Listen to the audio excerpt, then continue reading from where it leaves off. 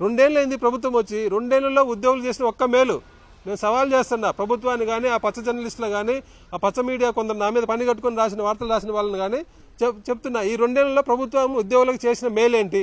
ఉద్యోగులకు ఎన్ని హామీలు ఇచ్చింది మీరు? ఎన్నికల టైంలో 9 హామీలు ఇచ్చింది ఉద్యోగులకు. 9 హామీలో ఒక్క హామీ అమలు చేసిందా? ఐఆర్ అధికారంలోకి వచ్చిన వెంటనే ఐఆర్ ఇస్తామన్నారు, ఇచ్చిందా? 2 ఏళ్ళు అయింది. వెంటనే అంటే ఇంకెప్పుడు? 3 ఏళ్ళు అయింది. పీఆర్సీ కమిషన్ వేయాలి. పీఆర్సీ ఎప్పుడు ఇస్తారు? ఈరోజు కమిషన్ ఇచ్చే రిపోర్ట్ ఇచ్చి దాన్ని ఇంప్లిమెంట్ చేయడానికి 2 సంవత్సరాలు పడుతుంది. అలాంటిది ఈ రోజు కమిషన్ వేయలేదంటే పీఆర్సీ ఎప్పుడు ఇస్తారు మీరు? అసలు పీఆర్సీ ఇచ్చే ఉద్దేశం ఉందా మీకు? అంటే 2009 ఎన్నికల ముందు పీఆర్సీ ఇచ్చి ఎన్నికల్లో లబ్ధి పొందడానికి అంటే 5 ఏళ్ళు ఉద్యోగులు పీఆర్సీ కోల్పోవాలి. ఏమి చేసిన మీరు ఉద్యోగులకు చెప్పింది ఎన్నికల్లో? సిపిఎస్ ఉద్యోగులకు న్యాయం చేస్తామన్నారు. గత ప్రభుత్వం జీపీఎస్ తీసుకొచ్చా లేదు, దానికంటే మెరుగ్గా మంచి పెన్షన్ విధానం తీసుకొస్తామని చెప్పిండ్రు. చెప్పి ఆ ప్రభుత్వం ఇచ్చిన గ్యారంటీ పెన్షన్ కూడా పక్కన పెట్టిండ్రు. అలాంటిది మీరు ఏమని తీసుకొచ్చిందా? కనీసం సిపిఎస్ ఉద్యోగులకు ఎలా న్యాయం చేయాలని ఆలోచన చేసిందా? ఒక కమిటీ చేసిందా? ఆ సిపిఎస్ ఉద్యోగులు పిలిచి మాట్లాడిందా? ఏం చేసిండ్రు? 1వ తారీఖు జీతం ఇస్తామన్నారు. 1వ తారీఖు జీతం ఇస్తున్నారా? ఎవరికి ఇచ్చిండ్రు?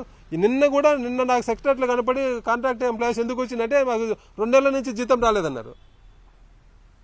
గత ప్రభుత్వంలో ఏం జరిగింది? అవుట్ సోర్సింగ్ ఉద్యోగులు, కాంట్రాక్ట్ ఉద్యోగులు తక్కువ జీతంలో ఉండేవాళ్ళు కాబట్టి వాళ్ళకు 1వ తారీఖు వేసి మిగతా రెగ్యులర్ ఉద్యోగులకు 1-2 రోజులు లేట్ అయ్యేది.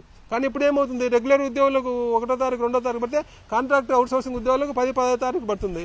ఇప్పుడు చెప్తున్నా వాళ్ళకు కాంట్రాక్ట్ లెక్చరర్లకు 2 నెలల నుంచి జీతం రాలేదు.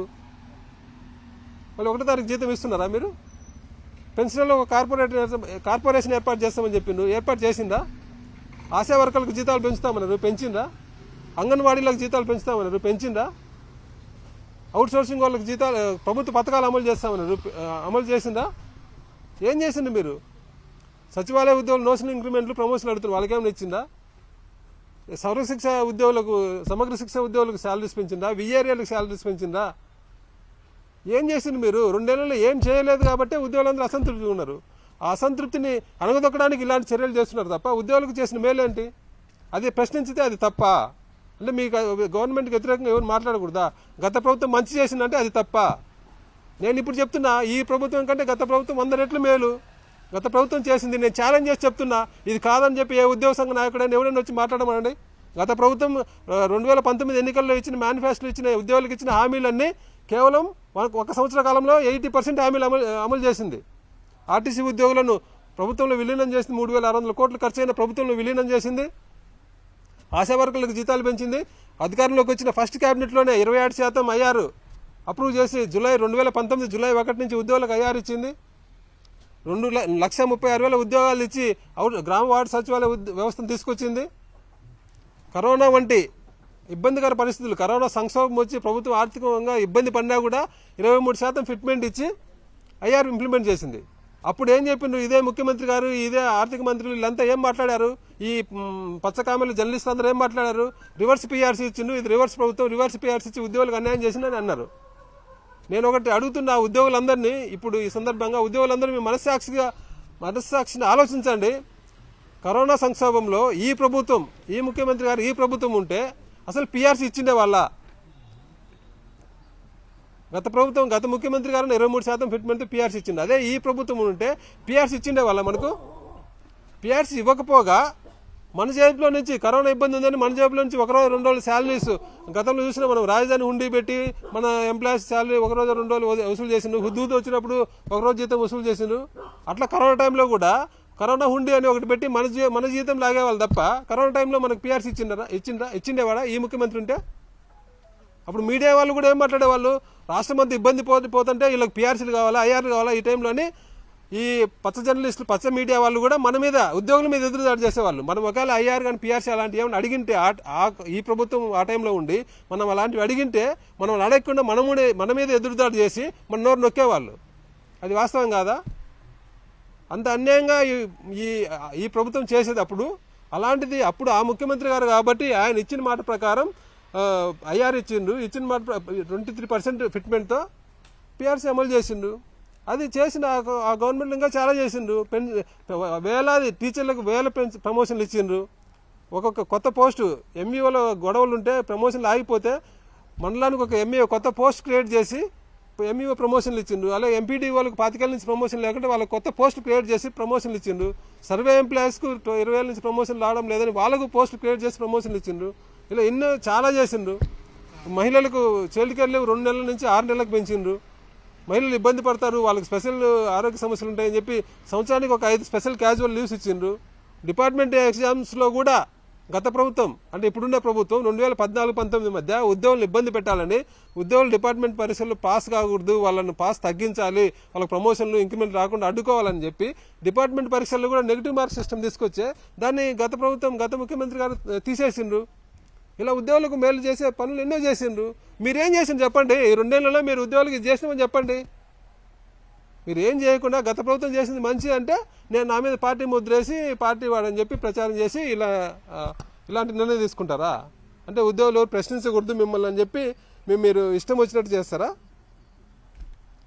గత ప్రభుత్వం హామీలన్నీ 1 సంవత్సరంలో 80% హామీలు అమలు చేసింది. మీరు 2 ఏళ్ళు అయింది, ఒక హామీ అమలు చేసిందా? చేయలేదు. నేను ఉద్యోగులందరికీ సందర్భంగా కోరుతున్నా, 2014 మేలో మీ జీతం ఎంత ఉంది, 2019 మేలో మీ జీతం అంటే గత ప్రభుత్వం ఇదే ప్రభుత్వం 2014లో అధికారం చేపట్టిన రోజు మే శాలరీ మీద ఎంత, 2019 మే శాలరీ ఎంత లెక్కేసుకోండి. అదే 2019 మే శాలరీకి గత ప్రభుత్వం ముఖ్యమంత్రిగా జగన్మోహన్ రెడ్డి గారి టైంలో ముఖ్యమంత్రిగా ఉన్నప్పుడు ఆ ప్రభుత్వం దిగిపోయే నాటికి 2024 మే నాటికి మీ శాలరీ ఎంత? ప్రతి ఒక్కరిని అడుగుతున్నా, మీ ఇండివిజువల్గా మీ పే స్లిప్ తీసుకోండి. 14 మేలో మీ శాలరీ ఎంత ఉంది, 19 మేలో మీ శాలరీ ఎంత ఉంది, 24 మేలో మీ శాలరీ ఎంత ఉంది? ఏ ప్రభుత్వంలో ఎక్కువ పెరిగిందో మీరే లెక్కేసుకోండి. ఏ ప్రభుత్వం మంచి చేసిందో మీరు లెక్కేసుకోండి. 100కు 100% గత ప్రభుత్వంలో 75 నుంచి 80% పెరిగితే అంతకుముందు ప్రభుత్వంలో 60 నుంచి 65% పెరిగింది జీతం. మళ్ళీ ఏ ప్రభుత్వం మంచి చేసింది? మంచి చేసిన ప్రభుత్వం మంచి అంటే మీకు నొప్పా? మీరు ఏం చేయకుండా మిమ్మల్ని పొగడాలా? ఇదే నా పద్ధతి? పొగడపోతే ఉద్యోగుల మీద యాక్షన్ తీసుకుంటారా? ఇప్పుడు ఏం చేసింది మీరు? ఉద్యోగులు ఒక కక్షపూరిత రాజకీయం తీసుకొచ్చిండ్రు సచివాలయంలో. ఇప్పుడు నా మీద యాక్షన్ తీసుకున్నారు. మీ టైంలో మీరు చెప్పారు కదా, నల్ల చొక్కాలు వేసుకొని మీ పక్కన కూర్చొని బీజేపీని ఓడించండి, బీజేపీ నుంచి రాష్ట్రం నుంచి తరిమి కొట్టండి అని చెప్పిండ్రు. వీళ్ళందరి మీద కంప్లైంట్ ఇచ్చే రేపు ప్రభుత్వం వచ్చినాక వాళ్ళందరూ ఉద్యోగాలు పోవా? ఇప్పుడు వాట్సాప్లో టీడీపీకి అనుకూలంగా వాట్సాప్లో పెట్టిన వాళ్ళు గత ముఖ్యమంత్రి గారు జగన్మోహన్ రెడ్డి గారిని తిడుతూ వాట్సాప్లో పెట్టిన ఎంప్లాయీస్ చాలా మంది, నా దగ్గర 100 మంది లిస్ట్ ఉంది. 100 మంది లిస్ట్ ఉంది. ఏది టీడీపీకి అనుకూలంగా వాట్సాప్లో ప్రచారం చేసిన వాళ్ళు, గత ముఖ్యమంత్రి గారిని తిడుతూ వాట్సాప్లో ప్రచారం చేసిన వాళ్ళ లిస్ట్ 100 మంది ఉంది. ఆ 100 మంది ఉద్యోగాలు పోగొట్టుకోవాలా రేపు ప్రభుత్వం మారితే? అదేనా మీరు చెప్పేది? అంతే కదా. ఇందరితో ఆగిపోతుందా ఇది? ఒక చెడు సాంప్రదాయాన్ని మీరు తీసుకొచ్చే ఆ చెడు సాంప్రదాయం కొనసాగిస్తే ఏమవుతుంది? ఉద్యోగుల మధ్య విభేదాలు సృష్టించి ఉద్యోగులను ఇబ్బంది పెట్టడం తప్ప, ఉద్యోగులు ఎవరు భవిష్యత్తులో ప్రభుత్వానికి వ్యతిరేకంగా ఎవరు ఉద్యోగులు మాట్లాడకుండా చేయడం కోసం తప్ప ఉద్యోగులకు మేలు చేసే చర్య అవుతుందా ఇది? ఇలాంటి చర్యల వల్ల ఉద్యోగుల్లో వ్యతిరేకత తెచ్చుకోవడం తప్ప ప్రభుత్వం ఆశించేది ఏం లేదు. నాకు వచ్చిన నష్టం ఏం లేదు. నేను ఇలాంటి వాటికి భయపడను. ఖచ్చితంగా ఫైట్ చేస్తా. న్యాయం జరుగుతుంది. కోర్టుకు వెళ్తా, కోర్టులో న్యాయం జరుగుతుంది. నేను ఎలాంటి తప్పు చేయలేదు. తప్పు చేసినా ఎలాంటి రుజువులు లేవు.